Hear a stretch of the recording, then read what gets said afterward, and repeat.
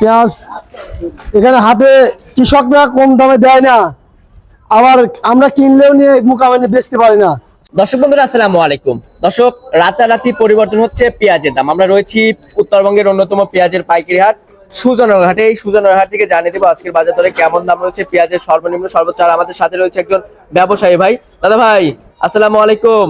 ওয়ালাইকুম আসসালাম। কেমন আছেন ভাইজান? খুবটা ভালো নাই ভাই। কেন দাদা? ব্যবসা বাণিজ্যের অবস্থা ভালো না। ব্যবসা বাণিজ্য তেমন একটা চলতেছে না। না, পেঁয়াজ এখানে হাটে কৃষকরা কম দামে দেয় না, আবার আমরা কিনলেও নিয়ে মোকামে বেচতে পারি না। কত মন পেঁয়াজ কিনেছেন আজকে? এই 30 মন। 30 মন। কোথায় যাবে পেঁয়াজগুলো দাদা ভাই? টুঙ্গি। টুঙ্গিতে, ঢাকা ডিস্ট্রিক্টে? জি। আচ্ছা, বর্তমানে টুঙ্গিতে এখন চাহিদা কেমন আছে আমাদের পাবনা জেলার পেঁয়াজের? 45, 46, 47, 48 সব রকমই আছে কোয়ালিটি ভেদে।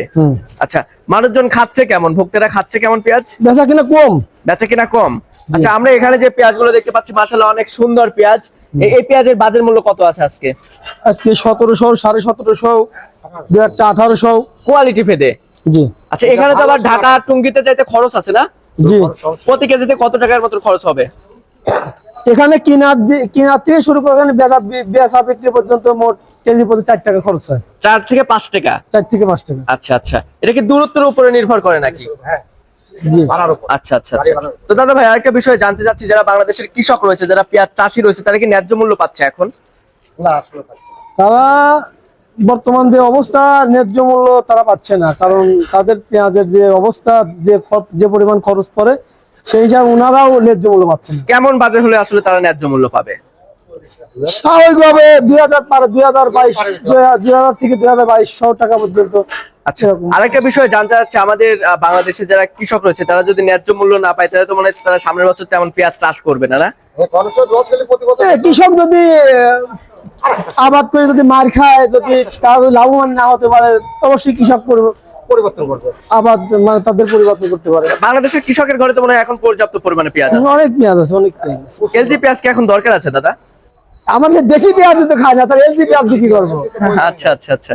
তো ঠিক আছে দাদা ভাই, ধন্যবাদ আপনাকে মূল্যবান সময় দেওয়ার জন্য। দর্শক, আমরা সরাসরি একজন ব্যবসায়ী ভাইয়ের সাথে ছিলাম, কথা বলে দাম সহ বিস্তারিত তথ্য দেওয়ার চেষ্টা করেছি। তারা যেমনটি জানতে পেরেছে পেঁয়াজের বাজার রাতারাতি পরিবর্তন হচ্ছে, এতে কিন্তু যারা ব্যবসায়ী রয়েছে এবং যারা কৃষক রয়েছে তারা কিন্তু চরম লসের সম্মুখীন হচ্ছে।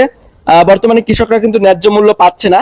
এখন বর্তমানে যে দাম রয়েছে এই দামে পেঁয়াজ বিক্রি করে তারা ন্যায্য মূল্য পাচ্ছে না। তারা যেমনটি জানিয়েছেন যে তারা যদি ন্যায্য মূল্য না পায় তাহলে কিন্তু তারা সামনের বছর তেমন পেঁয়াজ চাষ করতে আগ্রহ বোধ করবে না। তখন কিন্তু আমাদের অন্য দেশের উপরে নির্ভরশীল হতে হবে।